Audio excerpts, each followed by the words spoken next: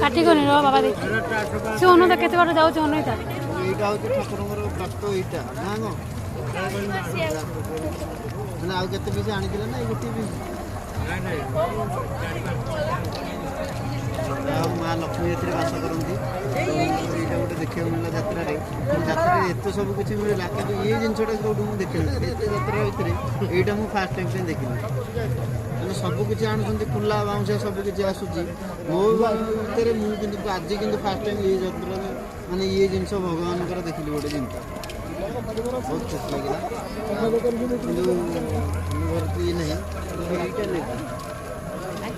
ଯୋଉ କୁହେ ଯେ ଏଥିରେ ପଇସା ରଖିଲେ ଭଲ ଶୁଭ ଅର୍ଥ ତେଣୁକରି ଏଇ ଗୋଟିଏ ହିଁ ନେଉଛି ଏଇଟା କେତେ କାହିଁକି ଟିକେ ଦେଖ ବନ୍ଦ କରିଦିଅ ଭିଡ଼ିଓଟି କେମିତି ଲାଗିଲା ଭିଡ଼ିଓଟା କେମିତି ଲାଗିଲା ସେୟାର କରିବେ ଜୟ ଜଗନ୍ନାଥ।